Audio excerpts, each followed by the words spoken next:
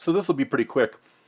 I 3 months ago, when the rumors are going around that PSA was going to dramatically increase their prices, which they did, I got in a pair of orders that were mostly 1955 Topps cards and some others.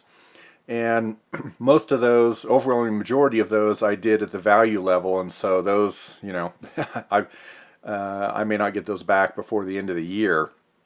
But I also did a regular order, which is the 50, which was the $50 level. Of course, they're not accepting anything at those low levels right now. And I submitted 5 cards there. Now, one of them is not a 1955 Topps, but it's a 1977 George Brett that I pulled out of Vintage Wax, and I'll try to remember to link to that video. So if you haven't seen that yet. But it was a beautiful looking card, and I was really hoping for a PSA 9 on this. And so I was very disappointed to get this 7, which means that it wasn't worth grading at that level. The good news is I don't see any damage to the card, like where they like dinged a corner or something. So they must have seen something on the surface that they didn't like. I was not able to see it, but it's a little more difficult to see surface issues once it's in the slab. So that was not so great. And I'm going backwards through the list I did because the next to last card in here, the 1955 Topps Gene Woodling. Now this is a high number, 190. These are generally for these commons, they're more valuable than the lower numbers because the high numbers weren't produced in as large quantities. And I broke this out of a BVG slab where they had graded it an 8, and I thought this card looked really, really good, and I was expecting an 8 from PSA and hoping to at least get a 7 from PSA.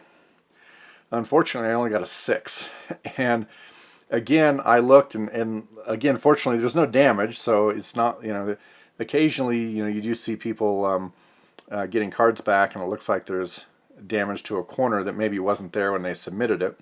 I think one of my cards in my 1980s submission that I did a video on not too long ago had that happen. I don't know what's so bad about this card that it didn't even get a 7. The corners, I think the corners look good. I mean, this corner up in the upper left or upper right, sorry, it's still pretty good. I mean, it's still 7 quality, I think. There's a little bit of this kind of ink, black ink that kind of spatters around there a little bit, but I've got PSA 7 cards that have that as well, and this isn't really that bad. So not sure what happened there, but financially that was a big that was a big blow. I blew it on that one. Now the good news is that the rest of the submission went pretty well. So I submitted 2 Eddie Matthews 1955 cards, and one of them I broke out of an SGC 7 case. The other one I bought raw I got raw in an auction on eBay for a pretty low price. This is the one that I bought raw. I was expecting a 6 or 6.5, but I did get a 7 on it. And this one's pretty well centered. The corners are a little, the corners are touched a little bit, but happy to get a 7 on this. That was better than I expected, and that means I did pretty well on that one. Now the other one, I was expecting a 7. I did get a 7. It's off center top to bottom, but the corners are good on this one, so I was correct on that one. And the big win was this Billy Herman card, Hall of Famer, just like Eddie Matthews. He was a Hall of Fame second baseman. This is a card when he was a coach later on after retiring from playing. And this one came out of a out of an SGC 7.5 case, and I got this for a pretty good price. And but looking at it, I thought, you know, I'll probably get a 7. Maybe I'll get the 7.5. But I got an 8, and so in an 8, that makes this card just as valuable as the PSA 7s of Eddie Matthews. And it's interesting because one of the reasons why I didn't think this could get an 8 was, you see that ding there, that chipping on the edge, and there's another spot with chipping on the edge over here, and you can see those when I hold it close.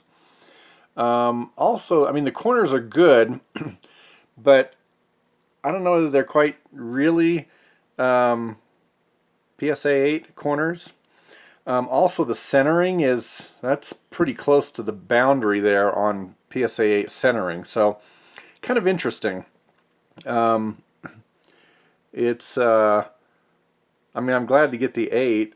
If I had been shopping for an 8 in this card, I'm not sure I would have bought this one. I might have waited for one that was maybe a little better, but you know, it's still a nice card, and so I mean, and I guess based on some other cards that I've seen, this chipping isn't necessarily as big a deal as having any corner defects. And this one, you know, the corners look pretty good, so that's what I got on this one. The back looks good. So in terms of money wise, I kind of made up for the Gene Woodling mistake with the better than expected Billy Herman and one of the better than expected Eddie Matthews. The Herman and one of the Matthews will be part of my 1955 set. The worst part about this with Gene Woodling is that I really wanted a PSA 7 or better of this card for my 1955 set. So it's in my set on the set registry, but I'm probably going to have to end up getting a better card of this eventually. So that's kind of a shame. But the other good news is that having 2 of these PSA 7 Eddie Matthews, I'm probably going to end up selling one of them, and that will actually pay for basically pay for the grading fees. So overall, you know, financially this wasn't, you know, super duper, but I've got, you know, a couple of really nice cards for my collection, and this was in the grade that I wanted, a PSA 7, and frankly the total I paid for these 2 cards was plus the grading fees are about what one of these is worth, so can't complain. The Woodling is a disappointment. The Brett was kind of a disappointment too, but that's the way it goes. So really, overall, not too bad. I'm not going to complain. And so that's my latest adventures with PSA. Sometime, hopefully fairly soon, I will do a full update on my 1955 set, which I'm doing pretty well on. But otherwise, that's it for this time, and I'll see you next time.